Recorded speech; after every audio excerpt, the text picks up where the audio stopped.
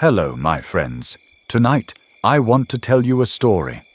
Before time had a name, before stars learned how to burn, there was only silence. And in that silence, something stirred. From the breath of the void, the first wave rose and fell. That breath split nothingness into two halves, sky and sea. Between them drifted a shimmer of light, fragile, unclaimed, and from that shimmer a land began to take shape. It would later be called Atlantis. When creation was still soft, two powers awoke within it. From the breath of the sky came light, radiant, weightless, proud. Its glow gathered into living beings with wings of crystal and hearts of flame. They called themselves the Celestials, children of the wind and sun. They built their home high above the clouds, in cities made of silver air. Their queen was Elysia, goddess of light and wind. Her eyes held the dawn itself. When she spoke, the clouds parted. Her voice rolled like distant thunder. "We were born of clarity," she told her kin. "To remain pure, we must stay above the shadows.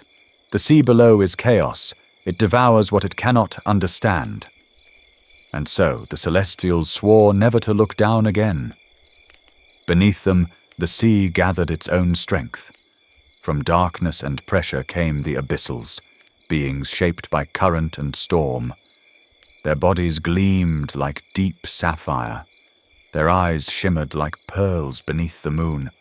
They built palaces of coral and obsidian in caverns where light could not reach. Their sovereign was Poseidon, lord of tides. When he spoke, the whole ocean moved.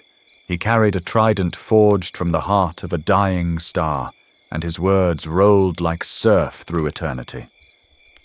"We need no sky to live," he said. "In darkness we see with our hearts. Let those above chase perfection. We will endure." Thus 2 realms grew, one of light, one of shadow, each believing itself the heart of creation. Between them drifted a nameless continent, neither heaven nor abyss. Its cliffs shone with vapor, its valleys pulsed with the rhythm of waves beneath. No one claimed it. The Celestials called it impure. The Abyssals called it cursed. Only the wind and tide met there, whispering to each other in endless rhythm. At sunrise, the mist turned silver. At dusk, it glowed faint green like the deep ocean. It was a place where both realms could almost touch, and because of that, both feared it. But Atlantis waited. Once, at the edge of their domains, Elysia spoke to Poseidon across the veil of clouds. "Do you hear it?" she asked. "The call that rises from between us?" "I hear it," Poseidon answered, his voice echoing up through storms. "But it belongs to no one." "No one?" Elysia murmured. "Or no one yet." Neither god answered again, but both felt unease. Something new was stirring in the quiet land between. 1,000 years passed. The sky shone brighter than ever. The sea grew darker still. In the celestial dominion, light became so pure it began to wound. Elysia often stood alone on her terrace of glass, watching horizons that gave no answer. In the abyssal realm, Poseidon ruled in silence. Even his laughter drowned beneath salt and stone. Neither would admit it, but both longed for something beyond their own reflection. Then one night, thunder rolled between sea and sky, and a spark fell from the heavens, striking the heart of Atlantis. The ground pulsed, the air shimmered, and from that impact bloomed a single blade of grass, the first green in all creation. Both realms felt it. The Celestials saw a flash of living color, the Abyssals felt a tremor through the deep. They whispered the same word, life. The winds softened, the waves calmed, and the heartbeat of Atlantis began. Centuries passed. Mist became forests of silver leaves. Droplets became rivers glowing in moonlight. Atlantis sang, a harmony of light and tide. No god dared to claim it, but if one listened closely, one could hear it breathe, waiting. Above, the sky watched. Below, the sea listened. And in the stillness between them, Atlantis dreamed of the day when two souls would meet and wake the world again. When Adam and Eva met, heaven stirred and the sea roared. In that single heartbeat of creation, balance itself began to break. Far above the clouds, the hall of radiance dimmed for the first time. Elysia sat upon her throne of light, wings folded, eyes burning with storm fire. "My daughter has touched the sea," she said, her voice cracking the air.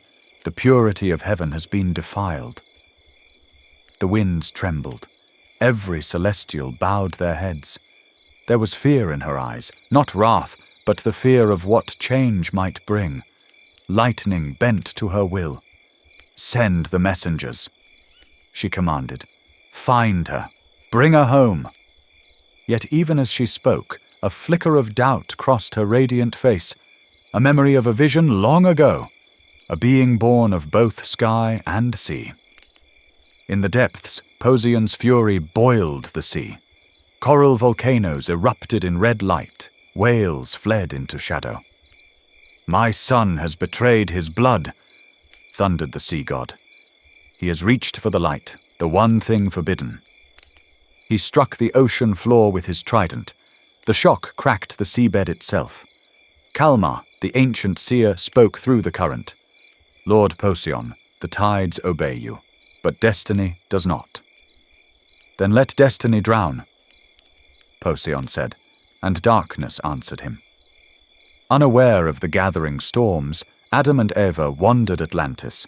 They walked forests where leaves glowed at their touch, bathed in rivers that sang their names, and watched night skies reflected in Mirror Lake. "Do you ever wonder," Adam asked, "why we found each other?" "Because the world wanted to know what it could become." Eva smiled. When they were together, the land breathed easier. When apart, storms gathered. Atlantis itself had chosen them, but peace does not last in a world ruled by gods. From the clouds descended a host of light, celestial envoys, eyes of judgment, wings like blades. They found Eva by the shore, waiting for Adam. "Eva, daughter of Elysia," said their leader, "you have broken the first law. The sky does not touch the sea." "The world is not yours to divide," she replied. "Here there is no sky, no sea, only life." They bound her in chains of light. Adam burst from the waves too late, the water itself rising in fury at his call. For the first time, wind and water clashed. The world trembled beneath their love. Then Elysia herself appeared, radiant, sorrowful. With a single gesture, she halted the storm. "Return with me, Eva," she said. "The sky will forgive if you do not look back." "Then let the sky hate me," Eva whispered, "for I have seen what love can make." Elysia turned away, not in anger, but in grief. The clouds closed behind her like a door. Atlantis fell silent. The rivers slowed. The winds forgot their voice. Adam wandered the shores alone, calling her name into the fog. He waited through storms and seasons, but the sky stayed closed. At last he stood by Mirror Lake and whispered, "If the gods will not unite us, then I will build a world that will." The ground shook. Towers of crystal rose. Atlantis began to change again. This time, shaped not by gods, but by love defying them. Before the age of silence, when the heavens still remembered their reflection in the sea, there rose an island of light, Atlantis. It was neither of sky nor of ocean, but a meeting of both, a heart beating between realms. Here the waves sang like glass chimes, and the air shimmered with the breath of creation. Forests grew from coral roots, rivers glowed with lunar fire. The people walked barefoot upon living stone that pulsed softly, as though the island itself dreamt beneath them. They were the Atlanteans, born of the union between the tide and the wind, children of both Adam and Eva. Their eyes shone like the horizon at dawn. Their hearts echoed with the rhythm of the sea. They did not build walls. They shaped symphonies. Towers of crystal rose like frozen waves. Bridges arched through mist and memory. In their cities, no bell tolled for war, and no child knew hunger. Their ships sailed not only the oceans, but the currents of the air, and their voices could bend water into light. At the heart of this living paradise stood Adam and Eva, not as kings or gods, but as keepers of harmony. They walked among their people, unguarded and unadorned. Where Adam's hand touched soil, rivers awakened. Where Eva's voice echoed, flowers turned their faces toward her. They were the pulse of Atlantis, its breath, its conscience, its hope. Together they wove the first great covenant, that no being, divine or mortal, would ever stand above another. And so for 1,000 years Atlantis thrived, a song neither heaven nor abyss could silence. Far above, Elysia, Mother of Light, watched in quiet wonder. The children of the sea had learned love. Their laughter reached the firmament like prayers she never taught them to speak. And for the first time in eternity she smiled, not as a goddess but as a mother. Far below, Poseidon, Lord of the Deep, watched too, but his gaze was shadowed. From his throne of obsidian coral he felt the shifting of the currents, the subtle tremor that came whenever the Atlanteans called the waves by name. He had once ruled the ocean's heart. Every tide, every creature, every silence obeyed his will. Now the sea hummed a different tune, one that did not need him. In the deepest chambers of the abyss he whispered to himself, "They no longer pray, they no longer fear. They build their towers toward heaven and forget who gave them the sea." The shadows trembled with his words, as though even the darkness understood. But still Poseidon did not strike. He was not a cruel god, only a weary one. He watched as time, like water, began to erode the balance he had vowed to keep. One evening, as the sun bled gold into the horizon, the sky and sea mirrored each other perfectly. No horizon, no boundary. In that fragile stillness, Elysia sent a gift. A single beam of light pierced the clouds and descended into the island's heart. Where it struck, the earth bloomed, a flower of crystal petals and eternal glow. It was called the Heart of Dawn, a living flame that would never die, its light a promise that heaven still watched over the sea. Eva built a shrine of clear quartz around it. Every morning she stood before the heart, whispering gratitude. "Even gods can learn to love," she said softly. And perhaps, in that moment, the heavens believed her. But Poseidon's realm darkened. In the cold trenches the currents turned restless. Fish fled to depths unknown, and the light that once danced upon coral faded to ash. The god of the sea felt it, not as a wound, but as an ache behind his ribs. A change in the world's breath, a shift in its pulse. He rose from his throne, trident in hand, and the waters bent before him. Around him, ancient spirits stirred, the Watchers, born from tide and silence. He sent them forth, their bodies made of shadowed current. "Go," he commanded, voice deep as thunder through the deep. "See what has become of my children." Days passed, or centuries, as the deep measures time, before they returned. Their whispers echoed through the hall like the rustle of distant waves. "They build towers to pierce the clouds," they said. "They sail not to seek, but to conquer. They light fires that do not need the sun." Poseidon closed his eyes. "They have learned the language of creation," he murmured, "but not of humility." He turned toward the ceiling of water above, where faint rays of sunlight reached like trembling fingers. Once he had promised Elysia to guard the balance, to keep the abyss sealed, to keep the heavens and sea from bleeding into one another. But now he could feel the boundaries fray, not from gods, but from men. then time will remember them." He whispered, and with a motion of his trident, the watchers dissolved into the current, their eyes now the eyes of the sea, their silence the voice of the deep. Above, Atlantis continued to thrive. Festivals filled the nights with songs that shimmered like glass rain. Children chased lights that floated on the wind, fragments of the heart of dawn. Ava watched them, smiling, while Adam stood at the edge of Mirror Lake, gazing at his reflection where sky and sea became one. Yet even amid such beauty, a quiet unease stirred within him, a feeling like the moment before a wave breaks. He looked to the horizon and saw the sea darken, just slightly. Not black, not blue, but a hue that did not belong. When he blinked, it was gone. He said nothing. That night, Procyon appeared to him in a dream. No words, only a sound, the heartbeat of the ocean, steady, and then wrong. Adam awoke with the taste of salt and iron on his tongue. The next dawn rose pale. Seabirds did not sing. Far beneath, Procyon sat alone in the fading light of his realm. The currents had slowed to silence.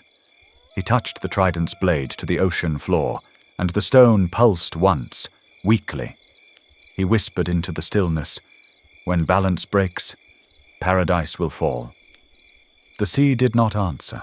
It only sighed, as though it already knew what was coming. It began with a color the sea had never known. At first, the fishermen thought it was dawn arriving too early. The horizon bled violet, and the light lingered long after the sun should have risen. Then the water thickened, not black, not blue, but a bruised shade of indigo that swallowed every reflection. When they dipped their oars, it clung to the wood like oil, humming faintly as if alive. The sea had forgotten how to sparkle. By the second night, the whales fled north. Their songs, once deep and solemn, turned sharp, cries of panic that echoed for miles. The wind followed them, carrying the taste of rust and rain. In the markets of Atlantis, fish died in their baskets. In the temples, fountains stopped mid-flow. Something vast had turned beneath the surface. Not a creature, not a current, but a heartbeat that did not belong. The Atlanteans called it the Water of Night. And for the first time in 1,000 years, silence fell upon the City of Light. Beneath the waves, Procyon stirred. From his throne of coral and bone, he felt the sea change its rhythm. The ancient pulse that once obeyed him now trembled, uncertain. The walls of his hall quivered as though the ocean itself held its breath. He rose slowly, the weight of eternity heavy upon his shoulders, and lifted the trident of the tides. "The sea no longer listens," he murmured. "It dreams of something else." He closed his eyes. In the distance, beyond the reach of light, a sound grew, a slow, steady throb. The heartbeat of something waking. "Summon the council!" he commanded. The waters obeyed, swirling into currents that carried his words through every trench and valley. From the depths came the elder seers, their forms woven from salt and shadow, their eyes glowing with the residue of forgotten storms. They knelt before him, trembling. "The deep currents are reversing," one said. "The ocean tears at itself. Something calls from below." Procyon's voice thundered through the hall. "Where light cannot reach, a gate stirs. The abyss remembers its name." A murmur rippled through the seers, not of disbelief, but dread, for they knew what that name meant. The abyss was not a place. It was the memory of the sea before there was order, before Procyon, before the gods, before life itself. The dark that the first light had tried to forget. Procyon lifted his trident, and its blue flame sputtered weakly. He looked upward, through leagues of dimming water, where sunlight fractured into dying veins. "Elysia guards the heavens," he whispered. "I was meant to guard the depths, and I have failed." Around him, the pillars of coral began to dim.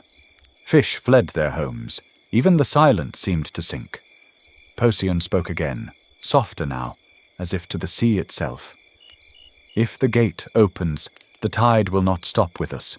It will swallow all realms, sky, sea, and the land between. And for the first time since creation, the god of the deep felt fear. That night, Atlantis could not sleep. The heart of dawn pulsed weakly in its shrine, its light dimming with every beat of the ocean below. At the edge of Mirror Lake, Adam stood alone. The surface beneath his feet trembled, as if something vast exhaled beneath the glass. Eva joined him, her white robes trailing wind. "You feel it too," she said. "Yes," he answered. "The sea is breathing wrong." Thunder rolled across a cloudless sky. The mountains echoed with the groan of stone bending under pressure. The stars flickered, not fading, but blinking, as though watching. Then the lake changed. Its reflection turned crimson, faint at first, then deepening, a scarlet heartbeat that pulsed from beneath. The Magi watching from the temple stairs whispered, "The blood of the sea." Eva knelt beside Adam, touching the surface. The ripples danced toward her palm, then stopped, as if something beneath had reached up to meet her. Cold flooded her veins, thick and heavy. She gasped. "It's alive," she whispered. "It's calling from below." Adam's eyes narrowed. Procyon. Far beneath, the god himself stood upon the edge of the trench. From its heart spilled red light, brighter than magma, older than fire. It twisted upward in slow spirals, carrying whispers in a tongue that had no sound. Procyon drove his trident into the ocean floor. Blue rings of power spread out, colliding with the crimson glow. For a heartbeat, the darkness retreated, then tore through again. Each pulse stronger than the last. "The boundary is gone," he said quietly. "The seal is weakening." A soldier of obsidian scale swam forth, kneeling. "Shall we drown the fisher, my lord?" Procyon looked down, grief shadowing his face. "You cannot drown the heart of the sea," he said. "You can only hold your breath and wait for it to open." That same night, Adam and Eva shared a dream. They stood upon a shore of black glass. The horizon was split in two, half sky, half sea, both burning red. From the depths came creatures without faces, their wings made of molten scales, their bodies glowing like iron just pulled from the forge. Each step they took cracked the ocean floor. Each breath they exhaled turned the air to ash. Above them, the stars folded into themselves, and a voice rose, neither mortal nor divine, but something older. "Every light is born with its own shadow." The words rang through the dream, not as prophecy, but as truth. They felt it sear their bones, the certainty that the balance they cherished was about to break. When Adam woke, the air was thick and metallic. The wind carried the faint smell of smoke, though nothing burned. Eva stirred beside him, her eyes wide, haunted. Without speaking, they both turned toward the window. The horizon bled red. By morning, the sea had risen, not in waves, but in walls. Currents swirled without wind. The color of the water deepened until even the sunlight fled. Birds circled aimlessly above Mirror Lake, then dropped into it, lifeless. The Magi convened at the citadel, their scrolls trembling in their hands. "Something sleeps beneath us," one said. "It dreams with an open eye." At the same time, far below, Procyon stood before the council once more. This time, none dared to speak. The red glow from the fissure bathed his face like fire through water. He gripped the trident until cracks formed along its haft. "Prepare the depths," he said. "If the gate opens fully, the sea will not be ours anymore." The seers bowed. "And the heavens?" Procyon's gaze darkened. "The heavens will not understand until it is too late." He turned toward the rift again. The sound from within had changed. It no longer pulsed. It beat, like a heart too large for the world. And deep within that rhythm, Procyon heard something impossible, a whisper calling his name. Above, in Atlantis, the people lit lanterns and hung them from their windows. They floated upward, carried by wind and fear. From afar, the city looked like a constellation, stars rising instead of falling. But beneath that fragile beauty, the earth trembled. At the eastern cliffs, Adam stood with Ava, staring into the Black Sea. The water glowed faintly now, a slow red tide creeping toward the shore. He could feel Poseidon's call, faint, desperate. It thrummed through his veins, through the trident-shaped mark upon his arm. "He's calling me," Adam said quietly. "The sea. It's his voice." Ava's fingers tightened around his. "Then he's still fighting. For now." He looked at her, at the reflection of the red horizon in her eyes. "If the seal breaks, the flood won't stop at the shore. It will take everything. You, me, Atlantis." "Then don't go," she whispered. "I have to. You can't fight the ocean. I don't need to. I just need to reach him before it breaks." She wanted to argue, but the wind shifted. It smelled of rain and blood. Somewhere far off, the whales cried again, their voices fading. "How long?" she asked. "Until I find what remains of the sea. Promise me you'll return. I promise." He pressed his forehead to hers. For a moment there was no sound, no tide, no wind, no fear. Then he stepped into the water. The sea parted around him and swallowed him whole. The sky dimmed. Far above, in the silent heavens, Elysia felt the first tremor of what was to come.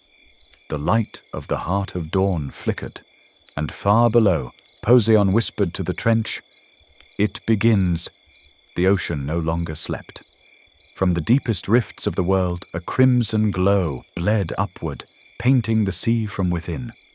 It was not light, not truly. It was the memory of fire trapped in the dark. Every current twisted around it, drawn toward the wound at the center of creation. The water boiled in silence. Poseidon stood upon the edge of that abyss, the last god of the sea. His armor, once blue as frozen sapphire, now flickered with cracks of red.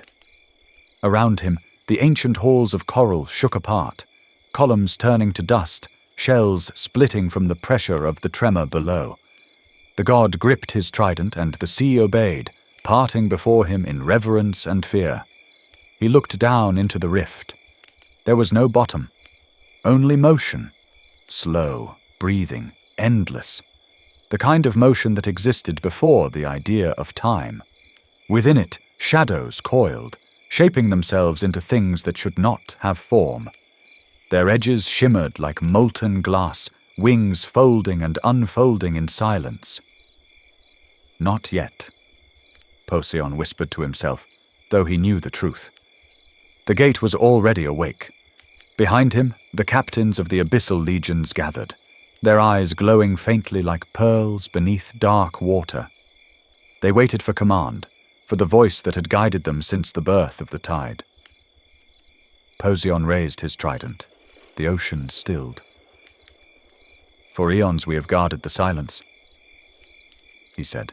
His voice carried through the trenches like a current that bent the world around it. "We kept the gate sealed when the first storm was born. We gave our flesh to bind the dark, but now the dark remembers its name." He turned, gaze sweeping across the assembled legions. Thousands of them, scaled, luminous, proud, faced their lord, ready to die as one. And Poseidon for the first time saw fear in their eyes. "Go," he said quietly. "Return to your homes, guard your kin. There will be no victory here." One of the captains, tall, his fins edged with silver, stepped forward, trembling. "Lord of tides, you are the sea. If you fall, there will be no home to guard." Poseidon looked past him, toward the rift that pulsed like a heart. Then let the sea remember that it bled for the world. The captain bowed, tears turning to salt trails across his skin. Then he was gone, swallowed by the current. Others followed, vanishing into the dark, leaving their god alone at the edge of the impossible. Poseidon stood in silence for a long moment. The trident trembled in his hands. He closed his eyes and whispered a name he hadn't spoken in an age. Elysia. Above, the faintest light rippled through the surface of the world, like the reflection of a forgotten dawn. He could almost see her face there, shining with grief. Once they had ruled together, sky and sea, order and depth. But that was another age. The children they had created now ruled in their stead, and the balance they once kept had grown thin. He looked again into the rift. From the depths something moved. A vast shape coiled within the glow, its size beyond comprehension. A mouth opened, not with teeth, but with light, rows of searing fire that cut through the water, and within that mouth an eye blinked. Not one eye, but many, 1,000 red suns opening in the dark. Poseidon stepped forward, planting his trident before him. The water recoiled like a beast struck. Lightning, born of salt and gravity, spread through the abyss. "I am Poseidon," he said, his voice a storm that cracked the crust of the sea. "I am the weight of the tide, the memory of silence, the law beneath creation. You will not rise." The abyss laughed. It was not a sound, it was a pressure, ancient, endless. The sea turned to steam around it. The creature lunged, Poseidon struck, blue light exploded outward, slicing through shadow, cutting through wings and claws and flame. The ocean roared in answer, hurling the thing back into the gate. For a heartbeat, the abyss dimmed. Then it pulsed again, stronger, hungrier. For every limb Poseidon severed, 2 more grew in its place. The red light widened, stretching like a wound torn open. The god fought without pause, each movement shaking the deep. His trident spun arcs of azure lightning through the dark, searing water into glass. But even he could feel the strain, his divine power thinning like smoke. For every swing the sea grew heavier. For every blow his breath came shorter. From above, a streak of blue light descended. Narrow, swift, pure. It pierced the red darkness like a falling star. Poseidon turned. For a moment his eyes softened. "Adam?" The young man descended through the current, the water bending away from his form. He was not divine, not entirely, but something more dangerous, half mortal, half eternal. The mark of the sea burned on his chest, glowing brighter with each pulse of the abyss. He landed beside Poseidon, feet touching the ocean floor that trembled beneath them. "Father," Adam said, his voice shaking. "The gate. It's open." "I know," Poseidon replied, a bitter smile on his lips. "And I have tried to close it." He looked at his son, at the determination in his eyes, the same will that had once belonged to him. "Why are you here?" "Because you called me." Poseidon hesitated. "I did not wish you to see this." "Then you should not have made me of both worlds." For a heartbeat, Poseidon almost laughed. The same defiance, the same fire. Elysia's light in his son's gaze. Perhaps that was why fate had chosen him. The ground trembled again. From the rift, a serpent of molten bone rose, coiling through the water. Its body split into dozens of fragments, each taking wing, becoming shapes half flesh, half flame. Adam looked at them and said, "What are they?" Poseidon's face darkened. The firstborn of the abyss, the ones even the gods forgot. The monsters shrieked, the sound tearing the sea apart. Poseidon raised his trident again. "Stand back." "I won't." Before the god could reply, Adam stepped forward, summoning the current. The water bent to his will, not with divine command, but with something simpler, deeper. Harmony. The way the ocean had once moved before it was ruled. The wave struck the creatures, tearing them apart. But from their ashes, others rose. Adam staggered, clutching his chest. The pressure was crushing, each breath heavier than the last. Procyon caught him. "Even the sea has limits, my son. Then we'll break them," Adam said through gritted teeth. "We can't let them reach Atlantis." The god looked at him for a long moment, then placed a hand upon his shoulder. "Atlantis will fall one day, with or without us. But today, it still stands." He stepped past Adam and lifted the trident one last time. The light within it flickered, then steadied, an ancient blue that no shadow could drown. "Father, listen to me," Procyon said. His voice was no longer thunder, it was the calm between waves. "The gate cannot be sealed by strength alone. It requires the sea's essence, mine. When it closes, the ocean will need a new heart." He turned, pressing the trident's haft into Adam's hands.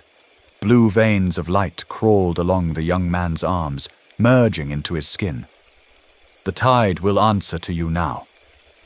"Father, don't—" Procyon smiled faintly. "Protect them. Protect her."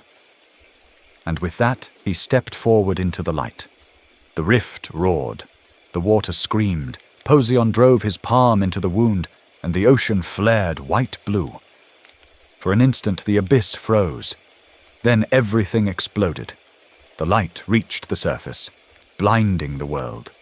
Every fish, every coral, every creature felt it. The pulse of a god dying. Atlantis shuddered, its towers flickering. The heavens dimmed. When the glow faded, the rift was smaller, but not gone, and Procyon was nowhere to be seen. Adam drifted in the silence, the trident burning in his grasp. His father's voice still echoed in his mind. "Protect them. Protect her." He turned toward the faint light far above, the direction of Atlantis, and swam. Behind him, in the dark, the gate breathed once more. Above the broken sea, the sky began to tremble. The clouds rolled inward, folding upon themselves like bruised silk. Lightning flickered, not white, but gold, as if heaven itself bled light. From the terraces of Atlantis, the people watched in silence. They had seen the ocean glow blue, then red, then black. Now it glowed nothing at all. Eva stood on the highest balcony of the crystal citadel, her hair whipped by the storm, eyes fixed on the horizon. She could feel the echo of something lost, a heartbeat fading far below, and the faint cry of a name carried through the deep. Procyon.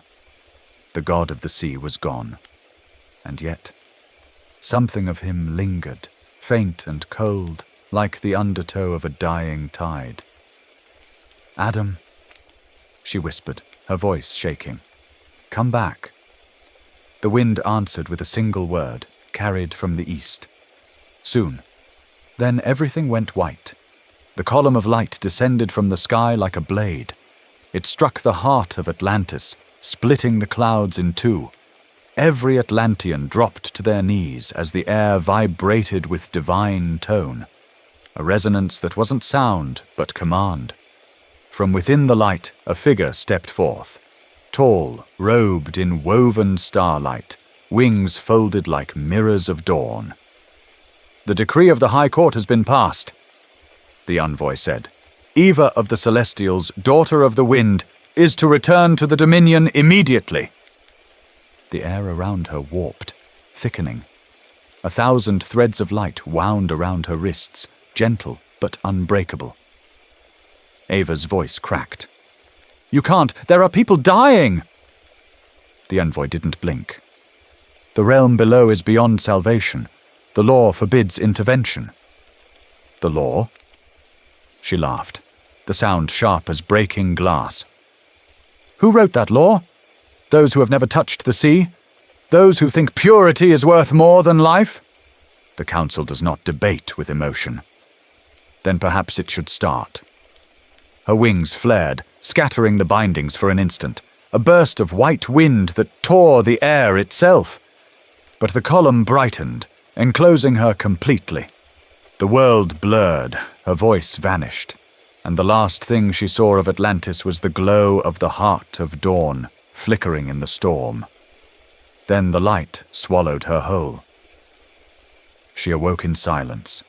Soft radiance poured from the walls, not sunlight, not fire, but the pure, cold glow of the upper realm. The air smelled of nothing. Even her heartbeat felt distant, as if it had been replaced by light itself. She was home. The celestial dominion stretched before her, an endless expanse of silver clouds and floating citadels, bridges of light arching across eternity. Below, stars drifted like embers lost, between breaths. Everything was perfect and utterly lifeless. She stood barefoot upon the mirrored floor of the Hall of Radiance, its dome held up by pillars of living light. Before her, the High Council assembled, 7 elders, their faces hidden behind halos of brilliance.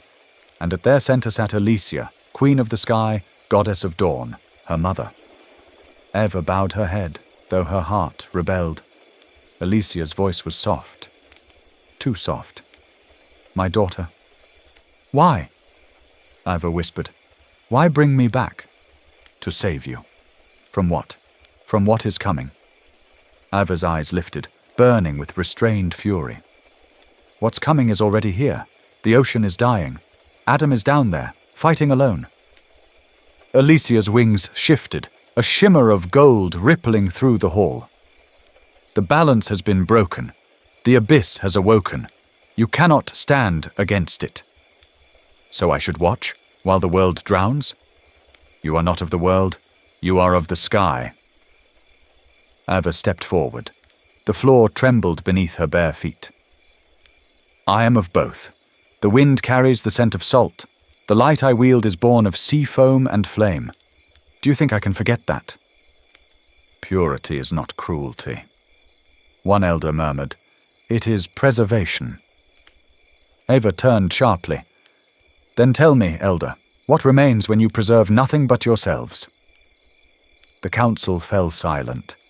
Alicia rose from her throne, her wings unfurling in full. The entire hall bent beneath their radiance. "Enough," she said. Her voice cracked like distant thunder. "You defy the will of heaven." Eva trembled, not in fear, but in grief. "I defy only indifference." The silence that followed was heavy enough to break the sky. The light in the hall dimmed, and for a moment Alicia's face was not that of a goddess, but of a mother, weary, ancient, heartbroken. She descended the steps slowly, reaching out a hand. "My child, the abyss devours all that touches it. If you return, you will not come back." Eva met her gaze, 2 dawns staring into one another.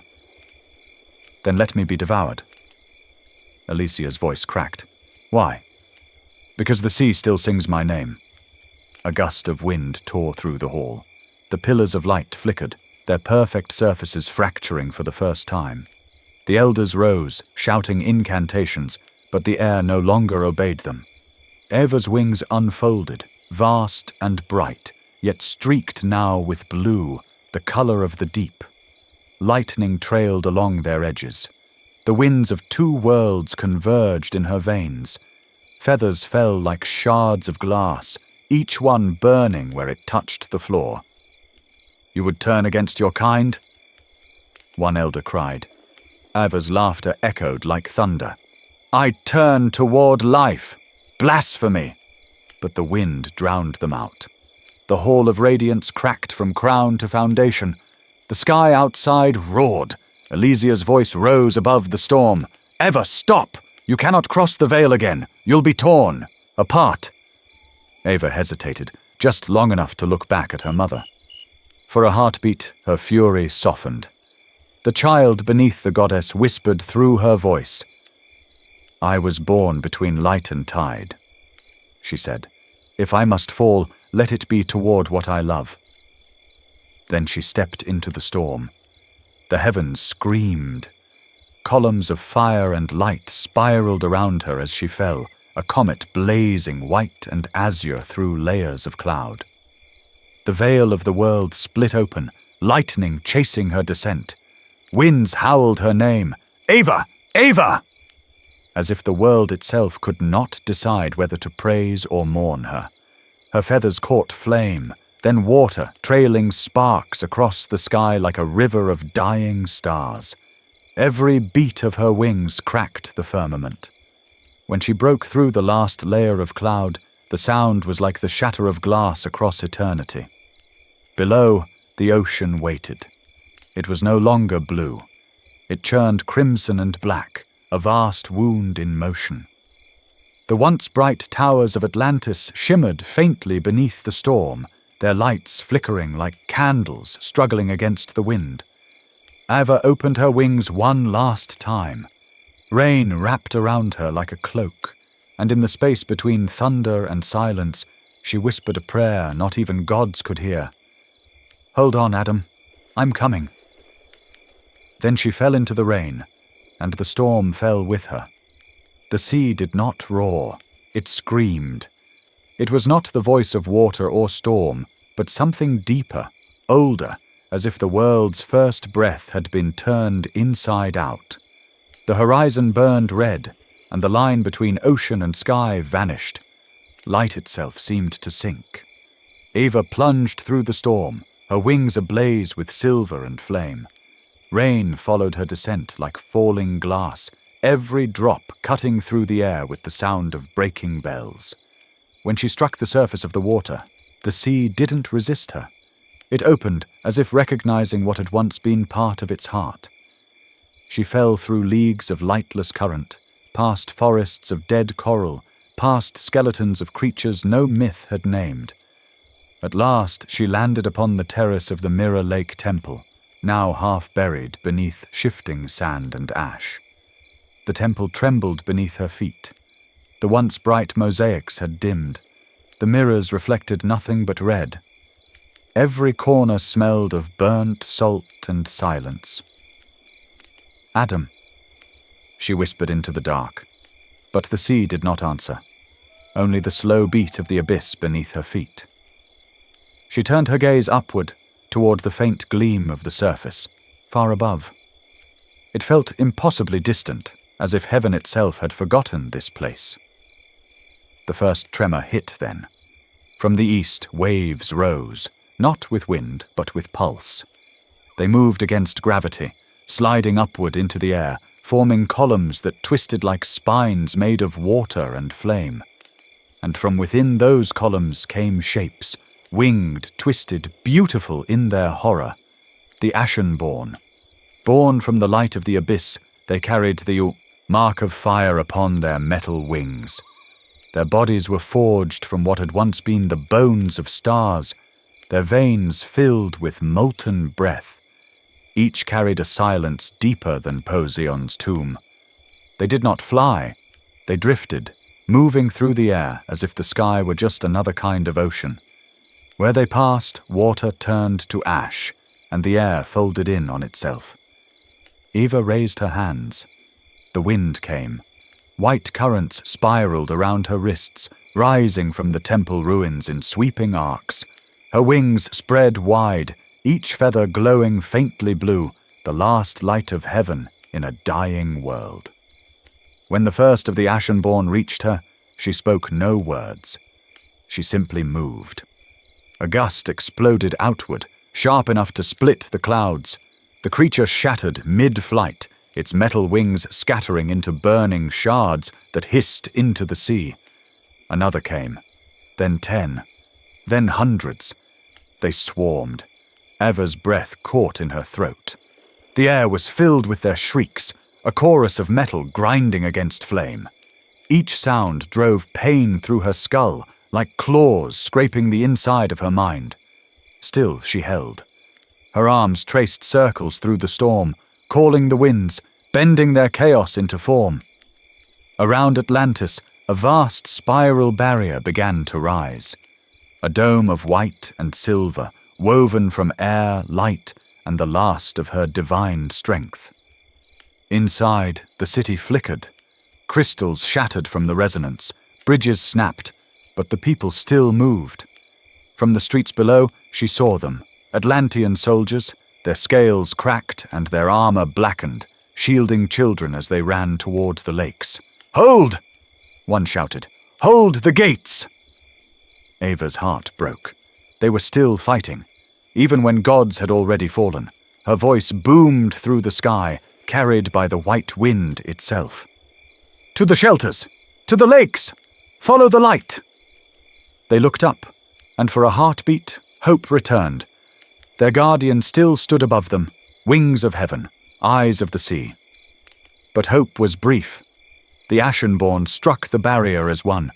Each impact sounded like a world ending. The dome quivered. Fractures of light spidered through the air. Ava felt it in her bones, each break a pain inside her chest. She pushed harder, channeling the last remnants of her power. Wind became fire, light became sound, and the white wall blazed brighter than the storm itself. Her wings bled light. Every heartbeat felt like a century. The air around her shimmered, distorting from the force.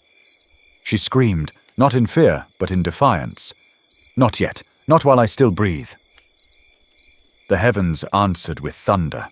A burst of lightning tore across the sky, slicing through the ranks of the Ashenborn. They fell, burning, hissing as they hit the sea. But for every one that fell, another rose. From the rift at the edge of the horizon, a larger shadow emerged. Wings of iron, body of smoke and molten bone. Its presence alone darkened the storm, draining the world of color, the largest of the Ashenborn. Its cry split the air. Windows shattered. The sea turned upward in spirals of red foam. Eva's barrier shuddered once and cracked. The beast dove. Its talons struck the dome, splitting it open like glass beneath pressure. The explosion of sound hurled her across the temple ruins. She hit the stone hard. Her vision swam. Blood, bright and silver, spilled from her lips. The great shadow blotted out what was left of the sky. Its wings spread across the horizon. Fire burned where feathers should be. She rose slowly, every muscle trembling. The trident-shaped mark of Adam's blessing pulsed faintly on her palm.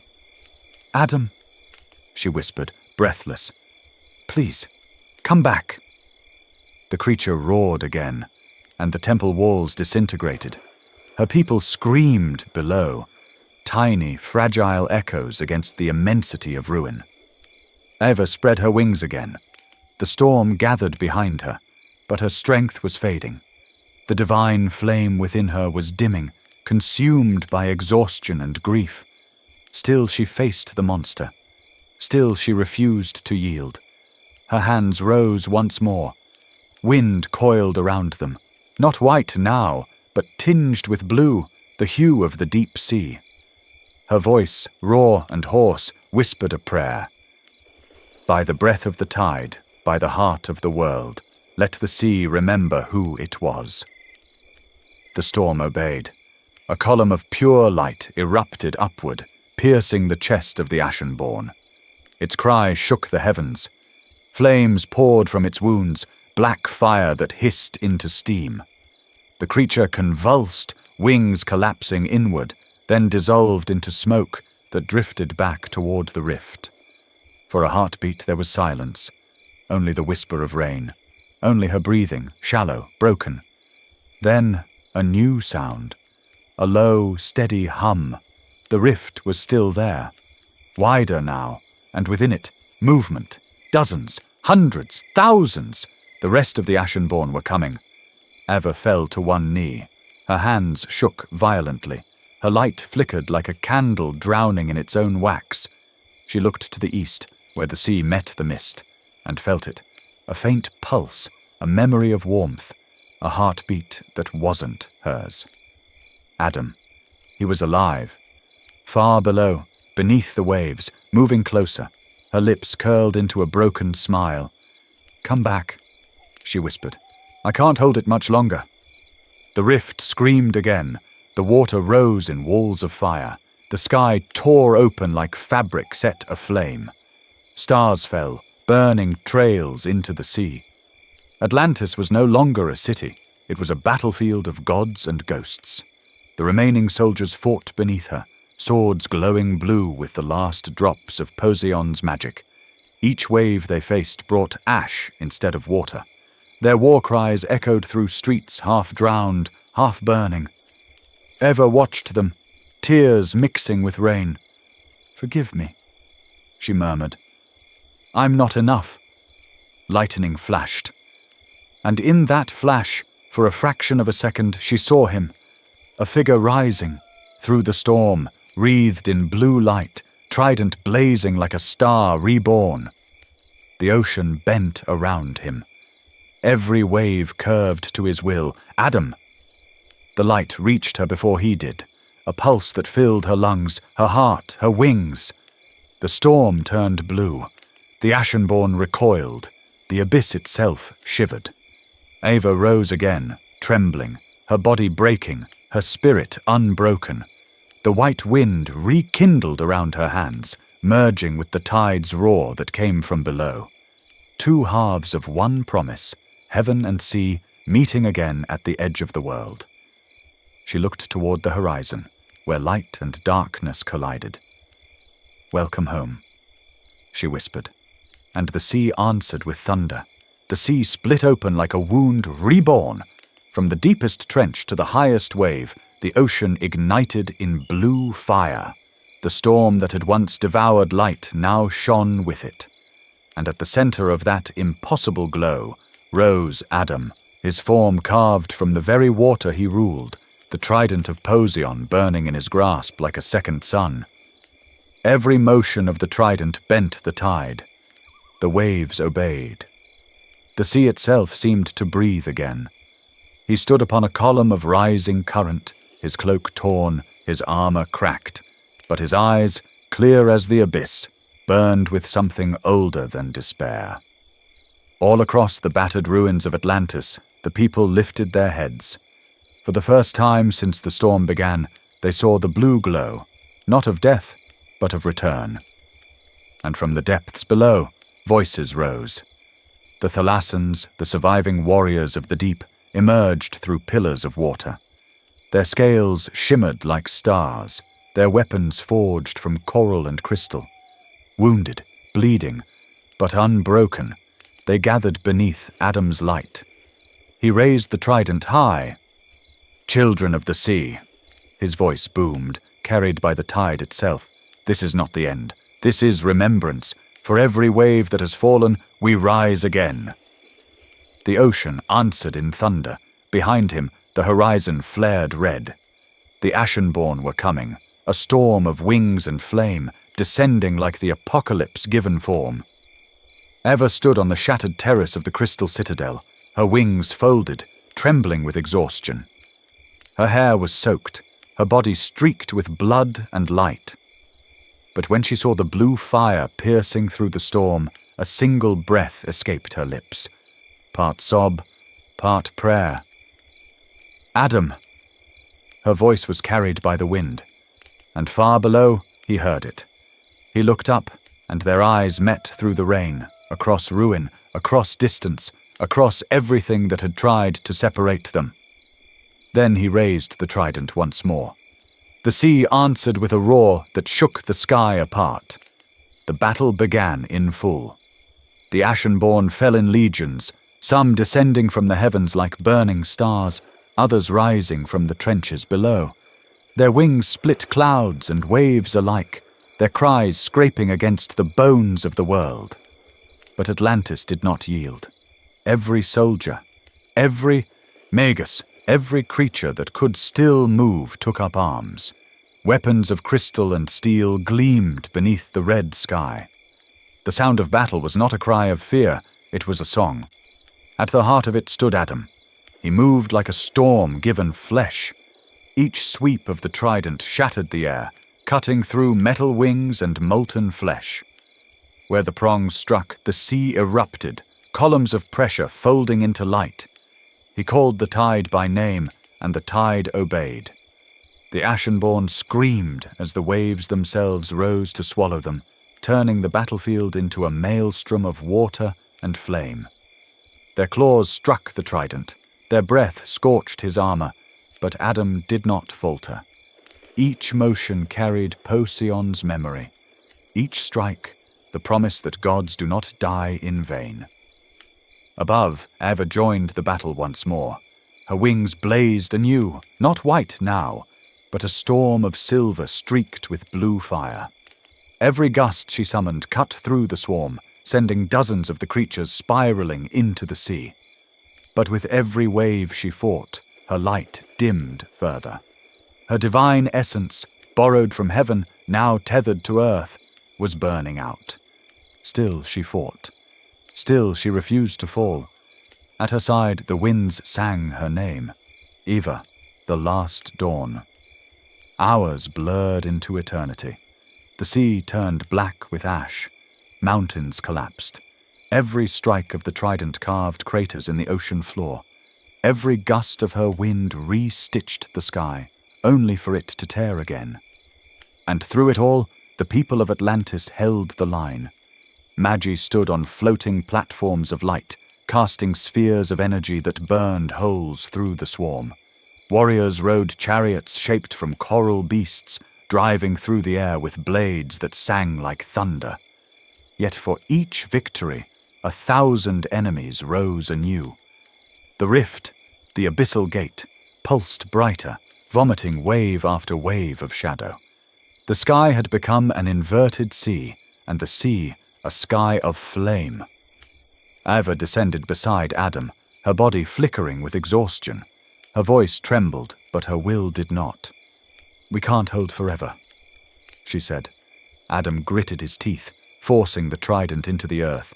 Blue lines spidered through the ground, sending shockwaves across the battlefield. "We don't have to," he said. "We just have to hold until hope remembers us." She smiled faintly. "You still speak like a god." He looked at her, rain sliding down his face. "No, like your equal." A piercing scream tore through the storm. From the rift rose a new horror, a colossal Ashenborn, wings spanning the horizon. Its body glowed with internal fire, its roar turned waves into dust. The air curdled with heat. All around them, soldiers stumbled, blinded. Adam raised the trident, but even the sea trembled beneath this foe. Eva reached for him, her fingers brushing his wrist. "We'll do it together." He nodded. The two stood side by side, the last unity of sky and sea. They charged. Adam struck first. The trident carved through the beast's flank, sending molten blood spilling into the water. Eva followed, summoning the white wind, which spiraled around the wound, sealing it shut in a burst of light. But the creature endured. It slammed its talons into the ground, shattering the battlefield. The sea rose, not as water, but as smoke. Atlantis trembled. Adam fell to one knee, the trident shuddering in his grasp. Every vein in his arm glowed blue, the power too vast, too wild to contain. Eva caught him, her hand against his chest. "Don't you dare fall now." He met her eyes, exhausted, defiant, unyielding. "Not while you're still here." Then the light changed. For a moment the battlefield went silent. Even the storm paused, as if the world itself were holding its breath. From above the clouds came a sound like 1,000 bells breaking. The firmament split open, and from the rift of the sky descended Elysia, the queen of the heavens, radiant and terrible, her wings spanning the sky from horizon to horizon. Behind her came the celestial host, hundreds of angels of pure light, their forms shimmering like waterfalls of glass. The Ashenborn faltered, their shrieks twisting into fear for the first time. Elysia raised her hand. The air itself froze. Then, light. A barrier of golden fire descended, encasing all of Atlantis in a dome that shone brighter than the sun. Every flame, every claw that struck it disintegrated into dust. The ocean, for the first time in ages, was quiet. Eva fell to her knees, tears cutting through the ash on her cheeks. She looked up at her mother, Elysia, no longer just a goddess, but a figure of grief and grace. "You came," Eva whispered. Elysia's expression softened. Even light must learn to bend. The two locked eyes, and in that moment, heaven and earth forgave each other. Adam rose beside them, the trident dim but unbroken. He looked around, at the soldiers of the sea, the angels of the sky, and the mortal Atlanteans still standing amid the wreckage. He spoke, his voice trembling but strong. "3 realms," he said. "1 heart." Eva stood beside him, her hand finding his. "For the sea," she said. "For the sky," Elysia answered. "And for the world that will remember us." Adam finished. Together they turned to face the rift. The Ashenborn gathered one last time, a storm of darkness swirling at the edge of creation. Their screams merged into a single, endless note, the sound of the abyss itself. Elysia spread her wings, light surging across the barrier. Eva summoned the winds, Adam raised the trident. And all of Atlantis, every soldier, every child, every living thing, joined in the chorus. The sky and the sea moved as one. The barrier flared, the trident blazed, the winds howled, the world cracked open in brilliance. When the light faded, the Ashenborn were gone. The rift had been pushed back, not sealed, not destroyed, but delayed. The ocean was calm, once more. But the calm felt wrong, too deep, too final. Elysia descended upon the temple ruins, her steps silent, her light flickering faintly. She looked upon the broken city, its people kneeling amid what remained. "This peace," she said softly, "will not last. The gate will open again." Adam lowered the trident. "I know." Eva looked toward the sea, where faint blue fire still burned in the deep. "Then we hold as long as we can." Elysia turned to her daughter. "You have changed, child." Eva smiled faintly. "So has the sky." The goddess reached out. And this time, Eva did not turn away. Their hands met. And for the first time in history, the sky, the sea, and the children of earth stood as one. Above them, the clouds broke. Light, true light, poured through, scattering across the ruins of Atlantis. Each droplet of rain turned to crystal as it fell, gilding the bodies of the fallen, turning sorrow into beauty. The people knelt, their reflections gleaming in the water, their eyes filled with awe and exhaustion. Eva leaned against Adam's shoulder, her breath shallow, her strength gone. He held her close, the trident resting across his knees. Around them, the barrier shimmered, a fragile, fading wall between creation and oblivion. And for a brief, fleeting heartbeat, there was silence. Not death, not despair, but the silence of peace, the breath before destiny demands more. The night before the end was the most beautiful Atlantis had ever known.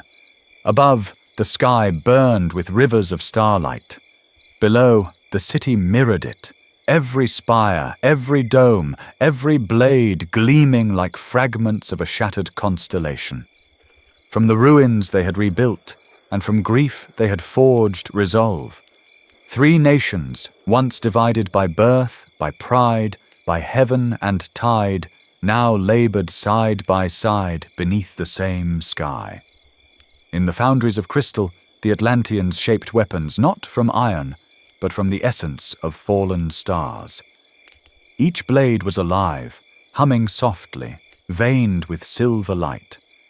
They called them ether steel, forged in silence, cooled by the breath of the deep. Above the reefs, vast sky ships hovered, their hulls made of mirrored glass that could dive beneath the sea and soar through cloud. Engines of coral pulsed like hearts, powered by the rhythm of the ocean itself. From the towers, architects wove bridges of light across chasms where streets once stood. Every wall bore runes of the triad, the symbols of sky, sea, and soul, glowing faintly with the promise of unity.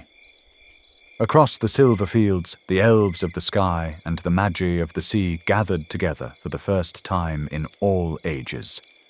Their voices met like wind meeting water, a harmony older than the gods themselves.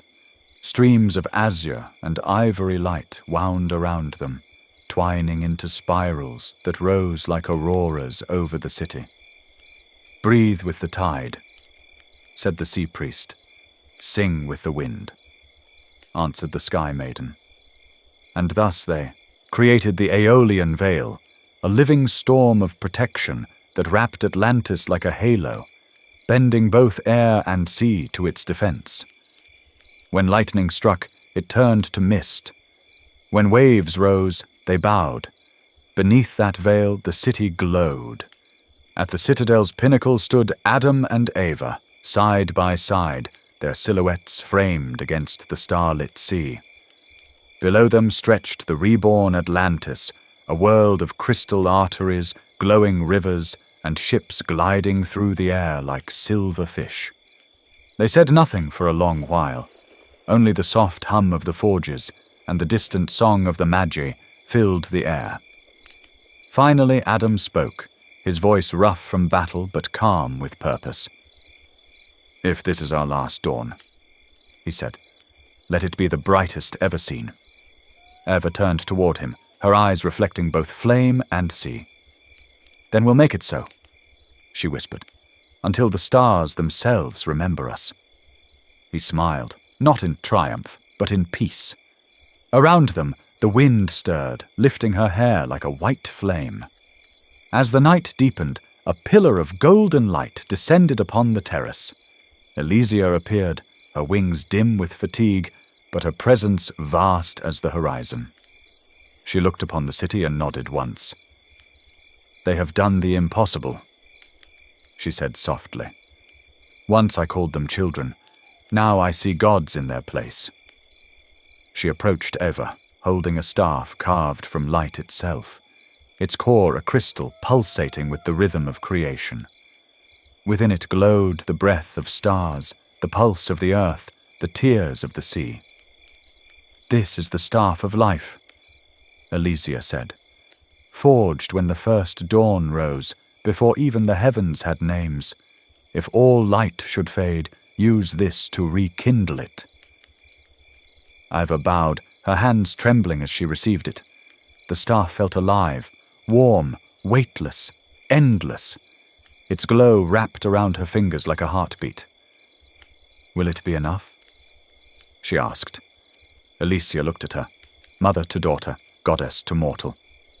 "Hope is never enough," she said, "but it is all that endures." The goddess turned to Adam then, eyes soft with sorrow. "The sea answers you now. Guard it well, for when the gate stirs again, it will seek your heart first." Adam inclined his head. "Then it will find no weakness there." Elysia smiled faintly. "You speak like Poseion once did." Then her expression darkened. "Pray you do not die, as he did." With that she spread her wings, scattering motes of light across the city like snow. Wherever they fell, the wounds of the land sealed. Cracks mended, fires cooled, waters cleared. It was her final blessing. Then she vanished, leaving only the soft echo of her voice. When dawn breaks, so will destiny. The city stilled. Every forge went silent. Every ship anchored mid-air. Even the wind seemed to hold its breath. Adam and Eva stood alone at the terrace edge, watching the sea pulse faintly beneath a rising veil of crimson. From the horizon came a glow, faint, then stronger, like blood seeping through glass. Eva leaned against him, exhaustion trembling through her. "Do you think they're afraid?" she asked. "The people, the soldiers." Adam shook his head. "They know what they fight for."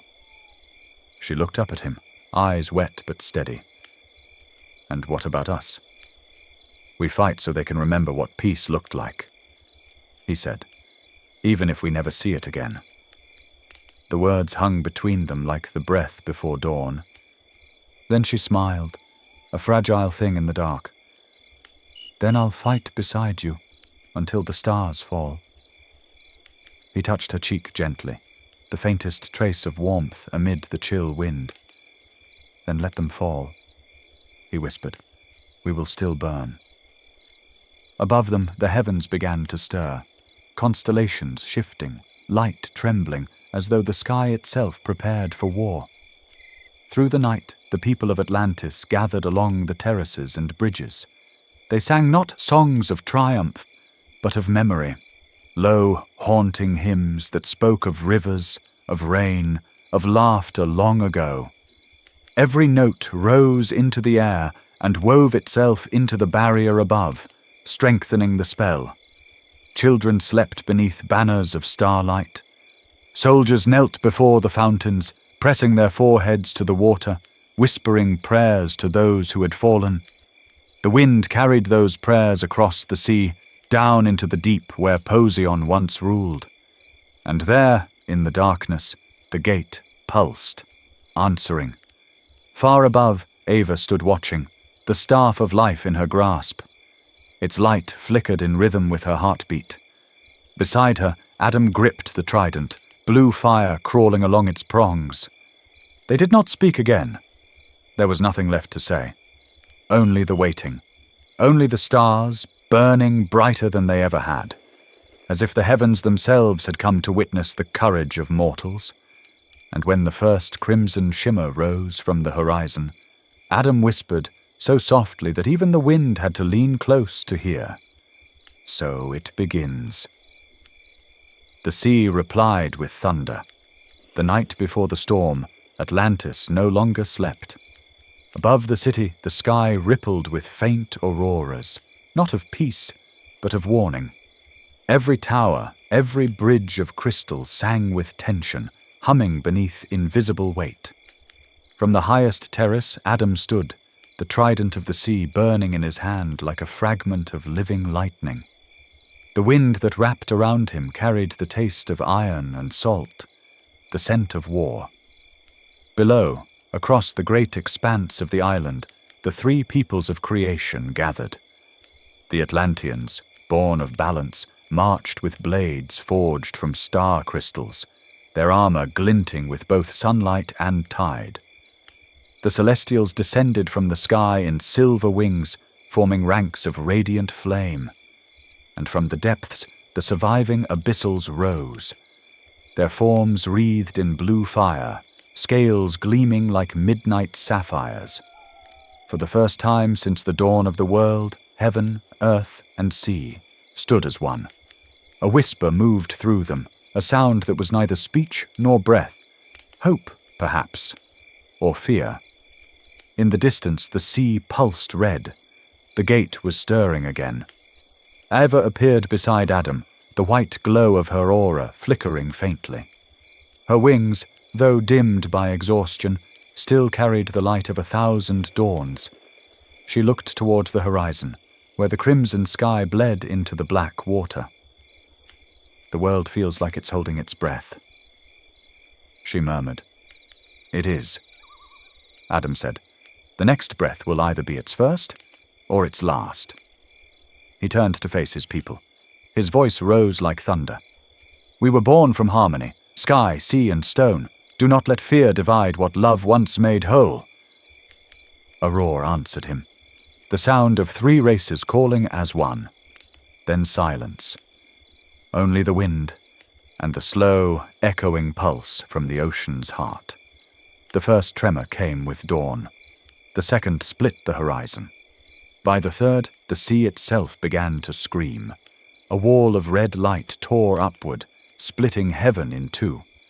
The gate of the abyss gaped open, a wound in reality itself, spewing flame and shadow.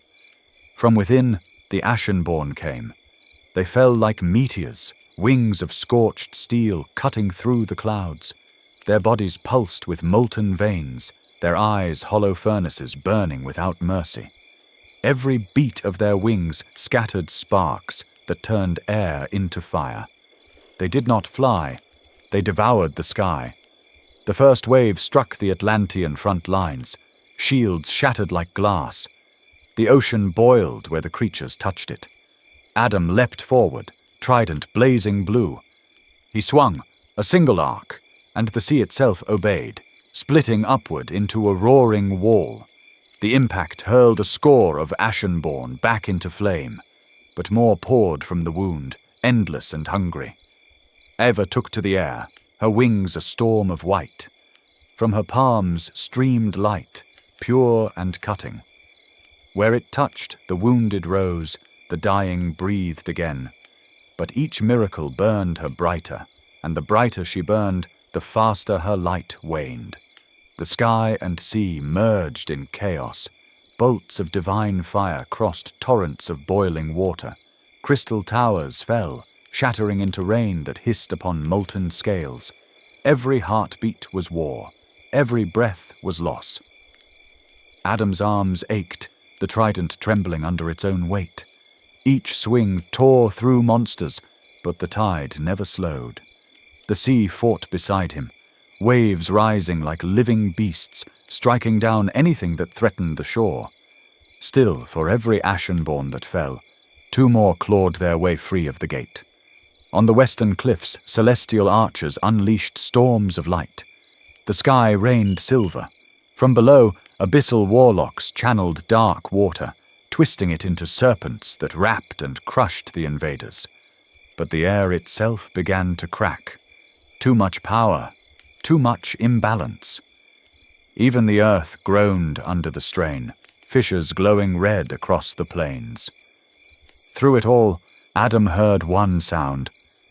Eva's voice, still calling commands between gasps for air. Her hair was streaked with blood and ash, her wings torn in places where claws had grazed her. But she did not fall. Every time her light dimmed, she rose again. Because she knew he was still fighting, somewhere below the storm, somewhere in the endless surge. When the next blast came, the heavens themselves split. Lightning rained from the clouds like rivers of molten gold. And from that light descended the celestial queen, Elysia. The battlefield froze. Even the Ashenborn recoiled from the sudden radiance. Elysia stood in the air above the citadel, her robes rippling with the shimmer of pure dawn. Around her, 1,000 celestials spread their wings, each feather glowing like a shard of the morning star. Her voice rolled across the sea, calm, terrible, absolute. Enough. She raised her hands, and from them unfurled the barrier of light, a dome of gold and silver stretching over the entire island. The moment it touched the waves, the sea turned clear again, and for the first time in what felt like eternity, Atlantis saw the sun. The Ashenborn howled. Their wings sizzled against the barrier, their claws sparking fire and fury, but they could not pass. Inside, soldiers fell to their knees. Some wept. Adam lowered his trident, chest heaving, and looked skyward. Eva hovered nearby, her wings trembling, her face streaked with tears and soot. "Mother," she whispered. Elysia's gaze found her daughter. For a heartbeat, her eyes softened. Then she looked to Adam, the son of the sea, and nodded once. "Stand," she said. "You have done what even gods could not, held the line." The light above them dimmed slightly, the barrier flickering under the pressure of the horde outside. "This will not last," Elysia warned. "The gate feeds on the fear of those who gaze into it. We must act before it consumes all." Adam stepped forward, trident blazing anew. "Then tell us how." "Not yet," the goddess said. "First, we gather what remains." The survivors assembled at the base of the citadel. Celestials, Atlanteans, abyssals, faces hollow with exhaustion, but eyes still burning. For the first time, no one spoke of sky or sea or pride. Only survival. Eva stood beside Adam, her hand brushing his. "We've bought time," she said softly. He nodded. "Then let's make it count." Above them, the barrier cracked like glass under thunder, and somewhere beyond the light, the gate screamed, a sound like the end of the world, waiting to begin. The barrier of light shone like a second sun. Its golden edges bled into the clouds, humming with the voices of 1,000 angels. Yet beneath its brilliance, Atlantis trembled, not from the monsters outside, but from the weight of what had been lost. The ocean lay quiet beyond the dome, waves frozen mid-motion, as if time itself had stopped to watch.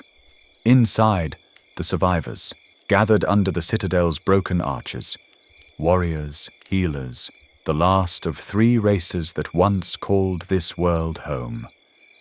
They tended to their wounded, wrapped their dead, whispered names that would never be spoken again. The air was thick with salt and grief. Ava walked among them, wings dimmed to pale silver, their once radiant light now veined with crimson. Every step left faint traces of warmth, a spark that comforted those she passed. But her eyes, they were distant, like someone standing on the edge of a dream she could not wake from. Adam stood at the center of the plaza, his trident buried in the cracked marble floor. Steam rose from the weapon's tips, not from power, but exhaustion. Around him lay the remnants of Atlantis' army, shields split in two, swords melted, armor fused to stone. He could still hear their battle cries echoing in the silence. When Alicia descended, the light around her flickered. Weaker now.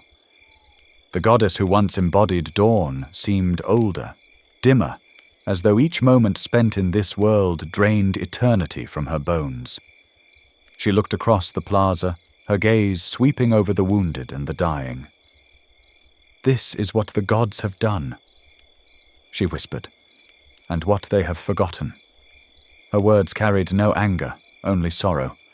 The crowd bowed, but Ava did not. She stepped forward, voice shaking yet clear. "Mother," she said, "the barrier will not hold forever. What are we to do when it falls?" Elysia turned to her, eyes shimmering with unspoken pain. "You ask what no god dares to answer," she said, "but perhaps it is time you knew." She raised her hands, and the air around them shimmered. The clouds above parted, revealing the rift in the distance, a wound of living fire stretching from sea to sky. Through it, the shapes of the Ashen-born twisted, endless, reborn with every breath the gate exhaled. Their wings dripped molten light. Their shadows reached across the horizon like chains.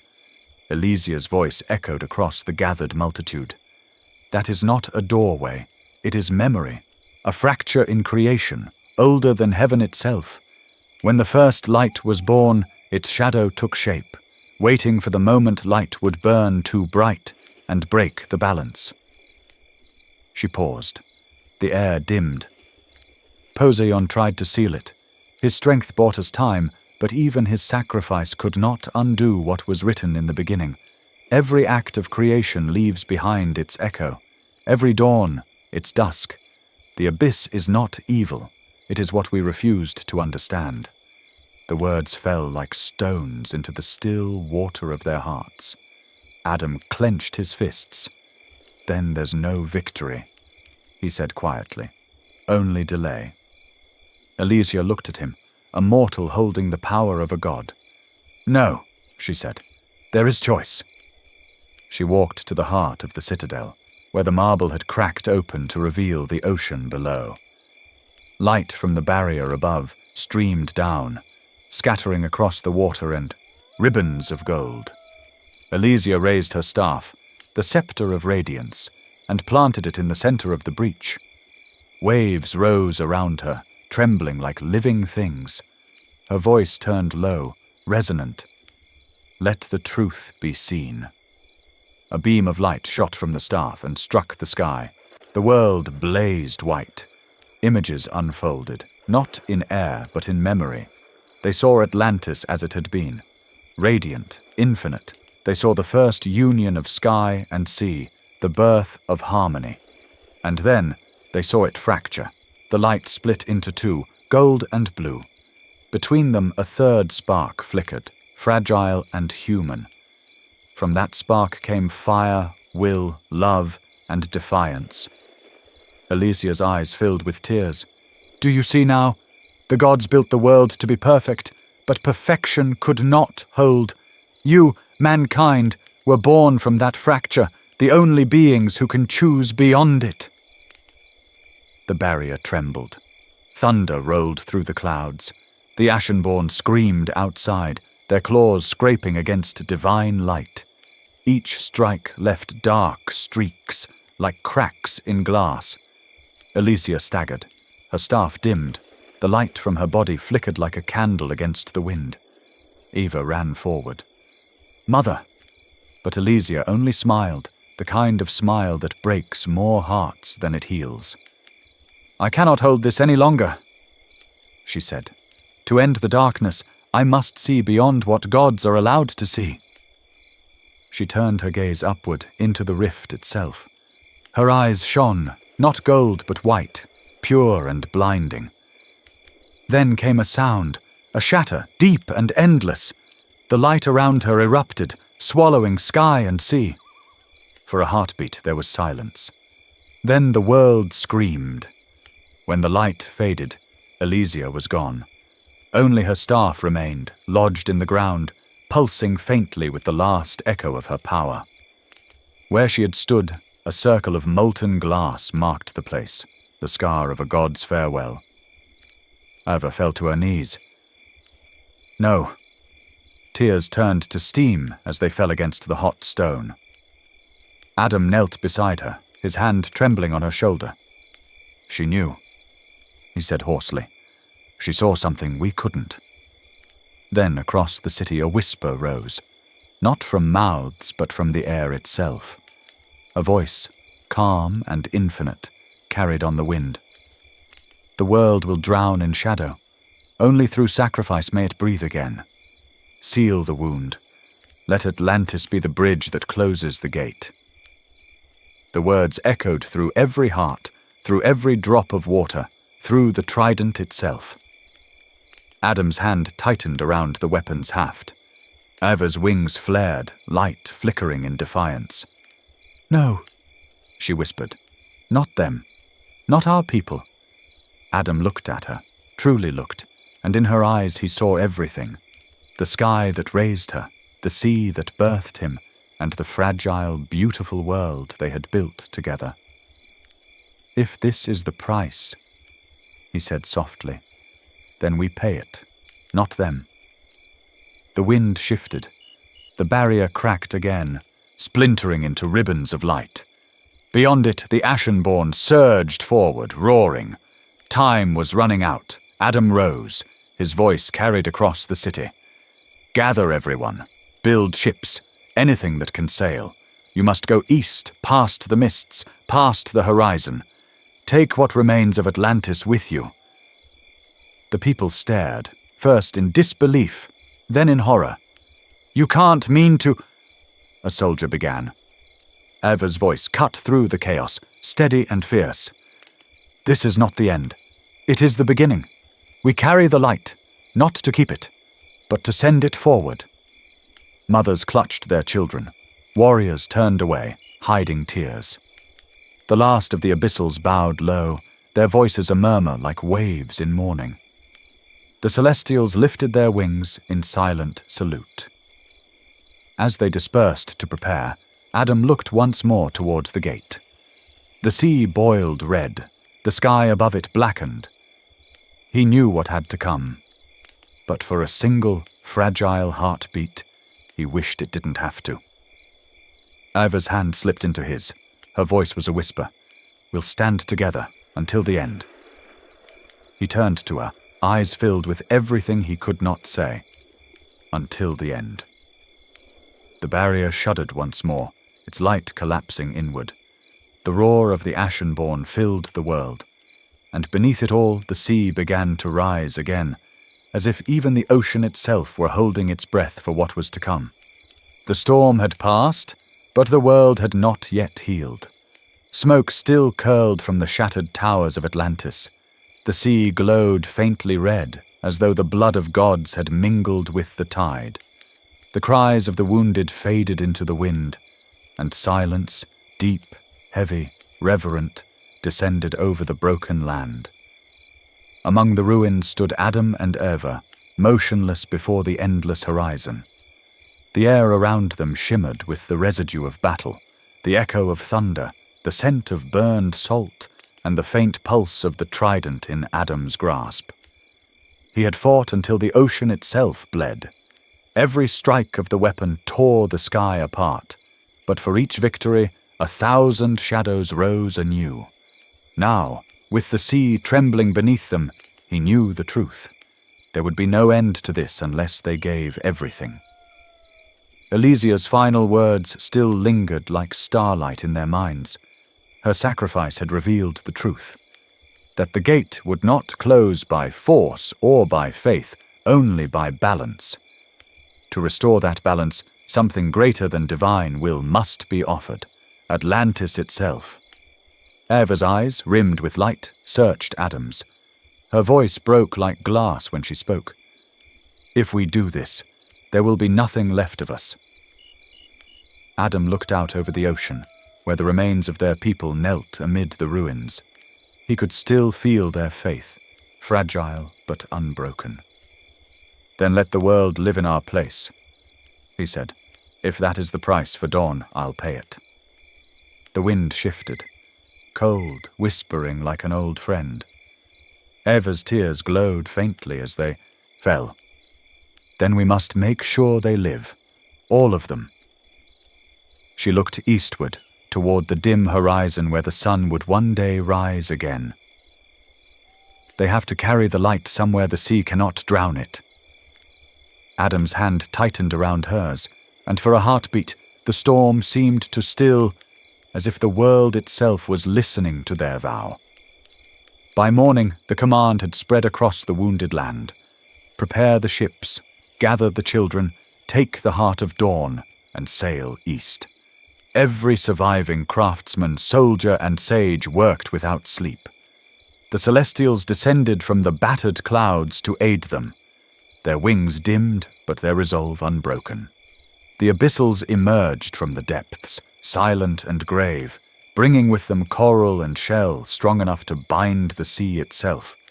Together, for the first and last time, the three realms worked as one. They built vessels from the bones of shattered towers and the remnants of fallen stars. Atlantean artisans fused crystal and coral into translucent hulls that shimmered with an inner glow, as if breathing. Celestial weavers stretched sails of silver wind. Abyssal forgers carved runes into their keels that would guide them beyond the horizon. Each ship was both art and prayer, a promise that even in ruin, beauty endured. The night before their departure, the entire city gathered along the shores of Mirror Lake. The waters reflected not stars, but the fires burning in every heart. Families embraced beneath the red sky.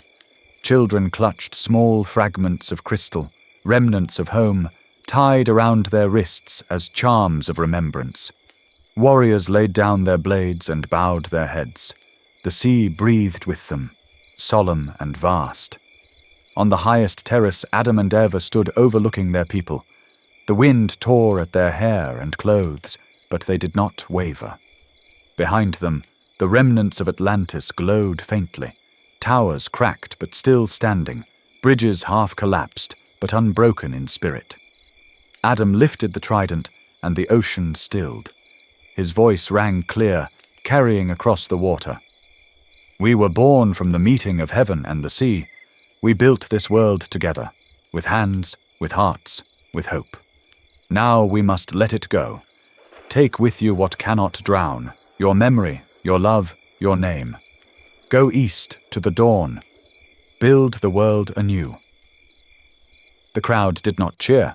They wept, and their tears fell into the tide turning it clear again for the first time in ages. Ava descended from the terrace, her wings folded close, her light gentle but steady. She walked among the people, touching their hands, whispering words of farewell. "You are the last dream of the gods," she told them. "Keep it alive."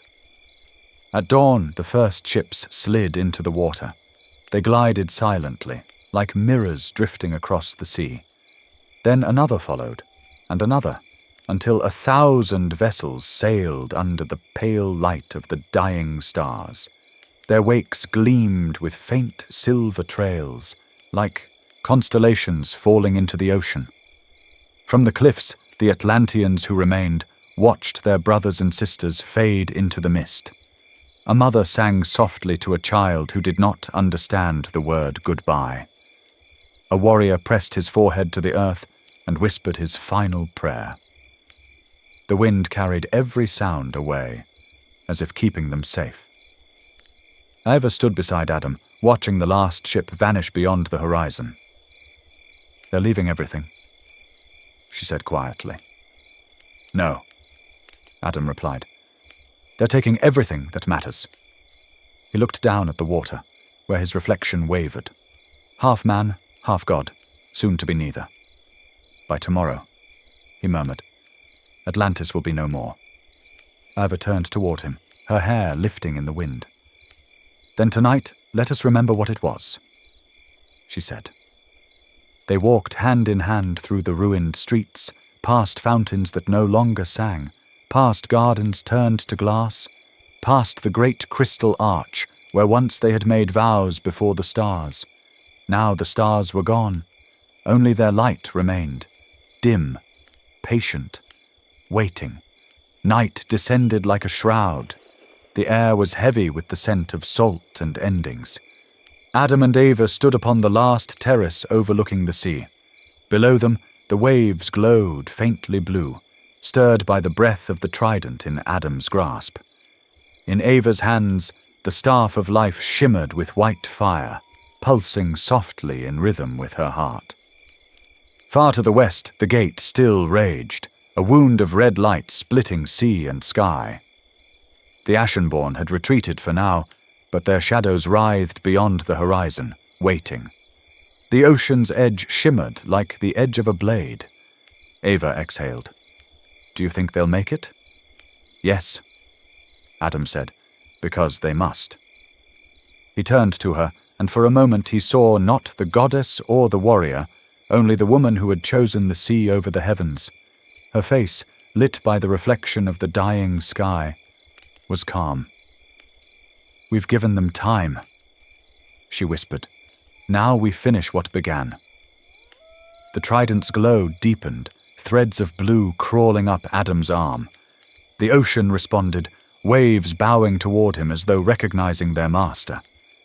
Beside him, the staff shimmered brighter, light curling into the shape of wings behind Ava.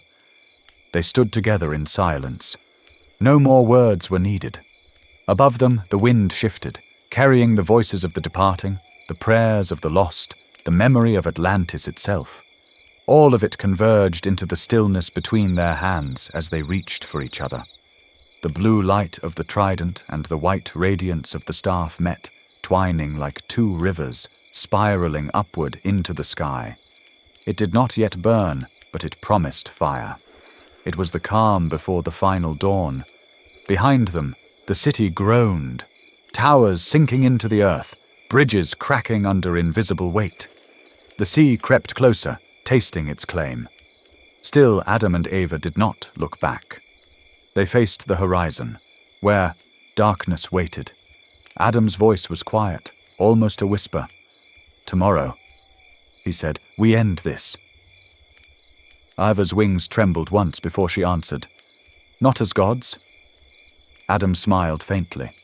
"As the last light of Atlantis." The wind caught their words, carrying them across the dying world, a promise spoken not to the living, but to history itself. And as dawn touched the farthest edge of the sea, the light between them flared once the sky was crimson. The sea burned like an open wound. Where the gate yawned, the water no longer moved. It shivered, suspended between worlds, a scar of both creation and ruin. Adam and Eva stood upon the trembling shore. The air around them was alive, every breath heavy with salt, fire, and fate. Behind them, what remained of Atlantis glowed faintly, the last towers flickering like dying candles, the city breathing its final dream. Adam lifted the trident. The blue veins of light that crawled along its shaft pulsed with a rhythm older than the ocean itself. The weapon trembled, sensing the rift's hunger. He could feel Poseidon within it, the echo of his father's will, calling one last time. Eva stepped beside him, her white robes torn by wind and ash, her wings dimmed but not broken.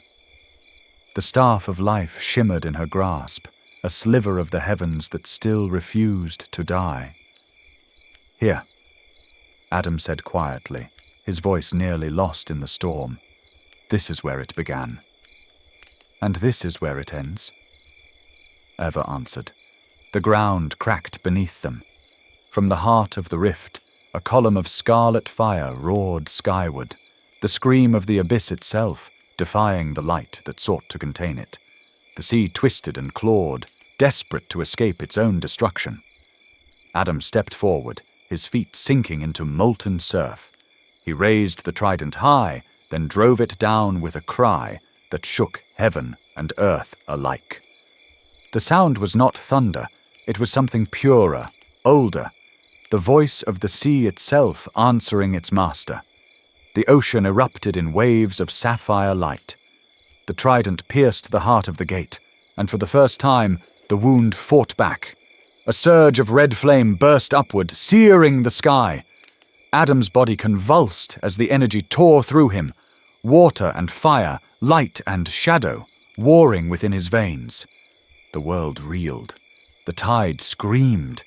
The air itself began to dissolve. "Adam!" Eva cried. She rushed forward, pressing her hand to his chest. Her touch steadied him, the sea calmed for a heartbeat. Then she raised the staff. Its crystal tip blazed white, brighter than the sun, brighter than every star that had ever fallen into the sea. The wind obeyed her call. The clouds broke open. From her palm, light poured, not from the heavens, but from her own soul. She cut her wrist, and her silver blood mingled with the tide. Where it fell, the water shimmered, no longer red, but gold. The sea recognized its maker's gift. A column of light rose, coiling around the trident's blue flame, intertwining, ascending together. Blue and white met, and the world ignited. The sky split open, the earth roared, mountains folded into the sea. Every living thing, every memory, every echo of Atlantis glowed, not burning but becoming light. The gate screamed, not in triumph but in pain, as the twin currents of godhood and love sealed it shut. The red fissure collapsed inward, swallowed by brilliance. Eva's body trembled, her voice barely a whisper. "Adam, the sea is quiet." Adam turned to her, his face bathed in light. "Then rest, my love. The world remembers." They reached for each other, hands meeting, fingers entwined. In that moment, they were no longer gods, nor mortals, but the pulse of life itself. The ocean rose in a single wave, vast and endless. It swallowed them whole, and as it fell, everything turned to light. For one breathless instant, there was peace. Then the light changed. The wave that sealed the gate did not stop. It spread outward, consuming everything. Atlantis trembled. The crystal towers shattered one by one, their fragments spinning into the air like shards of stars. The mountains around the capital cracked, spilling molten silver. The jungles of glass bent under the heat and turned to dust. From below, the earth groaned, an ancient, weary sound, as if the world itself mourned. The city began to sink. Through the walls of light, echoes of voices lingered, songs, laughter, prayers, all fading into the tide. Statues fell, bridges crumbled, The ocean rose to meet them. And yet, there was no terror, only awe. The end had come not with screams, but with silence, a silence filled with light. In the heart of that brilliant stood two figures, still hand in hand. Their forms flickered, first solid, then translucent, then pure radiance. Ava smiled through the pain, her voice soft as the wind. "If this is the end," she whispered, "then let it be the beginning of a world reborn." Adam nodded. "We are not lost. We are the sea now." Their silhouettes dissolved, blue and white, merging into a single current that spread through every drop of water, every breath of air. The sea itself became their memory, and the wind, their voice. Atlantis fell, slowly, gracefully, its lights fading as it sank into the deep. The coral towers vanished beneath waves that glowed with soft lamplight. No ruin remained, no ash, only shimmer, like a dream remembering itself. The ocean stilled, the sky cleared. Above the horizon, the first dawn rose, pale, trembling, uncertain, but alive. Its light touched the surface of the water, and for a moment the reflection looked like a city, vast and golden, sleeping beneath the waves. Those who had fled east looked back from their ships. They saw not the fall of their home, but a sunrise, and they wept, not for loss, but for what was given. Time passed. The sea forgot the shape of its gods, but not their song. The tides still carried whispers, soft, distant, like a memory spoken through sleep. Some nights, when the moon is full and the wind breathes low, sailors swear they hear voices beneath the waves. Two voices, intertwined, singing of a promise made before the dawn. They say the ocean glows faintly blue where Atlantis once stood, and in that light some glimpse the shadows of a man and woman standing together, watching over the deep. The world above calls them myth, but the sea remembers. The land of Atlantis was gone, swallowed by the sea, hidden forever beneath the depths. But not all was lost, for the great ships had sailed east, carrying with them the children of Atlantis. They crossed storm and sky, and at last they reached new shores. To Africa, to Asia, to Europe they came, bringing with them fire, knowledge, and memory. On those distant lands they planted the seeds of new civilizations. They taught men to read the stars, to shape stone, to call the wind. And though their paradise was gone, its spirit lived on, in every story told, in every temple raised, in every spark of wisdom passed from one generation to the next. And so Atlantis was never truly lost. Even now, they say, on nights when the moon is full and the sea is still, if you listen closely, you can hear it. A song, faint and sorrowful, drifting across the waves. The song of Adam and Eva, the last king and queen of Atlantis. Their voices echo from the deep, carrying the memory of a world that once was, and a promise that Atlantis will never die, so long as mankind remembers.